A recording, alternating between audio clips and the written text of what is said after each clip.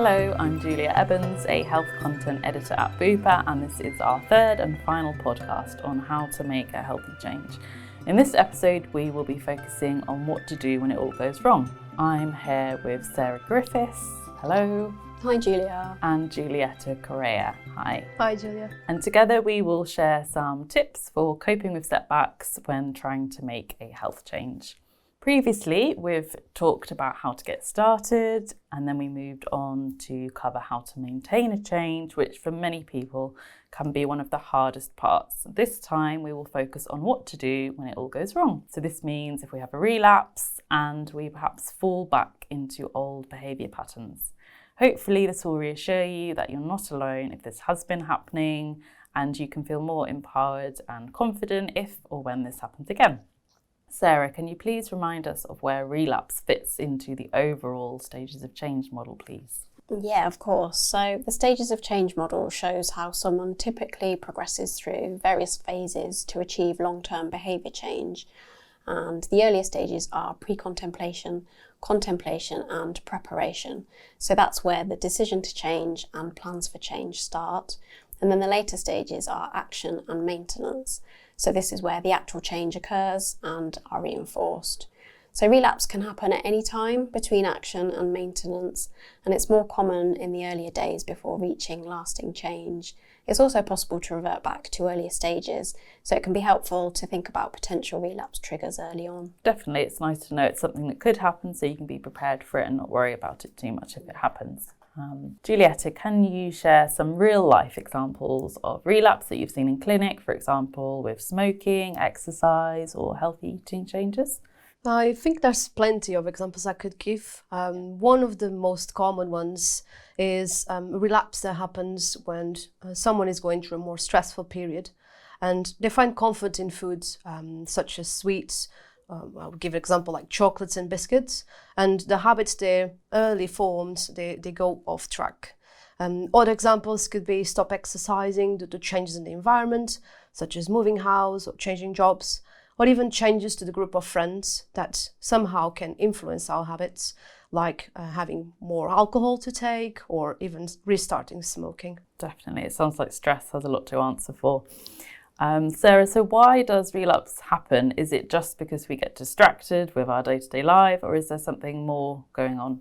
Yeah, so there can be a number of reasons for this. It can be like a change to the usual routine, such as an upcoming holiday away, or even the holiday season like Christmas. So if you want to change your diet or even reduce your alcohol drinking, then I think the approach of Christmas festivities can really interfere with those best laid plans. Or it could be something like a change in work pattern. So going into the office and not working from home may mean that it's more difficult to get out for your lunchtime walk or run, or it might knock your healthy eating off track. And as Julieta mentioned, stress can also be a big factor that interferes with our plans, particularly if the change feels difficult and it takes effort and we already feel like we need to reduce the demands that we're putting on ourselves. Sounds like we really need to be prepared for all of these potential changes. Yeah, definitely. And it can also be a result of setting unrealistic goals. So if you're not used to running and then decide that you want to run 3 times a week for 30 minutes each time, it might be quite difficult to maintain that behaviour. And it could also lead to avoidance, or you could end up with an injury, and that could obviously really set you back. Definitely. Yeah. So another thing to bear in mind is that some habit changes take longer to embed and become our new normal. So if we look at smoking, something that you may have done for many years, something that your body's got used to, often leading to kind of negative side effects when you stop, it can take many attempts to quit for good. And not achieving the results that we want to can make us feel like a failure, and that can move us back to that initial stage of pre-contemplation where we don't want to think about having to make a change. So we can justify to ourselves that it's too hard to change, we've tried that, we weren't able to, so we can just carry on as we were. It sounds like smoking is one of the harder behaviour changes to make. Which other behaviours would you say are the most difficult or the ones you're most likely to relapse with? So I think exercise can be quite a tricky one, and it's definitely something that if you plan what you're going to do, that can make it easier. We can also be influenced by other people, so particularly in the early days of trying to make changes to our behaviour. Just going back to the example of smoking. So you might have friends or family who also smoke. Maybe they offer you a cigarette and you don't want to tell them that you've quit. It feels a bit awkward. So instead you have a smoke with them, and that can lead to another one, and obviously that can lead to an eventual relapse. And as we mentioned last time, if the behaviour that you're trying to change is tied in with your sense of identity and who you are, it can be really hard to break certain cycles of behaviour and challenge what other people think about you. It does sound quite challenging, definitely. Julieta, can you relate to any of these factors? Are they the types of issues your clients have previously linked to their own relapses? Stress has been a common cause, as it leads to question what we're willing to do to make us feel better. It's a matter of prioritizing what we are keen to do so, as I think we can all relate to when we need to reprioritize. The best is to work with our client to see positive experiences and learn from it, looking for alternatives to the outcome we want to avoid, and plan again, literally as many times as we need to, until it feels right. So breaking it down in small pieces is something that we look at very, very often, just so the barriers don't seem so daunting, and we feel that we have power over them. It seems like stress is a really big issue for a lot of us. What would your top tips be for reducing stress? So if you feel like there's something that you can take control over, it can help you to just feel like you're managing your stress load, breaking things down, finding something that you can work on, actions that you can sort of look at. And that can link to behaviour change as well. So if you're looking at working on your diet or your exercise, something that you can really feel positive about, that makes you kind of balances out the stress that you might feel from other areas of your life. So controlling what you can, basically. Yeah. Sounds good. Do you think the model of change actually takes into account some of the difficulties of making behaviour changes? I'd say on paper that the model shows how people progress through the stages. So that's like from pre-contemplation through to maintenance. But I think we all know really that people don't follow a straight path. People are complex. Behaviour change can be very individual, and it can be really challenging. And as we've discussed before, it tends to vary depending on the behaviour that we're looking at. So you might go straight in at the preparation stage, find it relatively straightforward to change your behaviour, and then maintain that without experiencing any relapse. Or you might struggle at the contemplation stage, or move back to this from action several times before achieving that lasting change. So it's more like a theory, but sometimes for individuals it's going to look a little bit different in reality. Yeah. So now we know all the different reasons that relapse can happen. Hopefully we can be a bit kinder on ourselves in terms of understanding that relapse is multifactorial, and often the reality is we are subjected to lots of different stresses that can hijack our best efforts and cause us to relapse. Moving forward, Sarah, how can we get ourselves back on track if we do experience episodes of relapse? I think it's really important to say that while it is possible to go back to the beginning of the cycle with relapse, it's more likely that you'll actually go on to achieve long-term change, as you've already come quite a long way in that journey. So take encouragement from that. It can be difficult if you've relapsed and gone back to the beginning kind of thing, but you can learn from what you've been through, learn from those stages about what works for you, so you can build on that when you try again. And I think that's key really. So just keep going, keep trying. Perhaps you know more about what you need to do differently now that you couldn't plan for earlier. So factor that in and recognise that maybe you couldn't have done it any differently before. Maybe do some research, or you could reach out for support.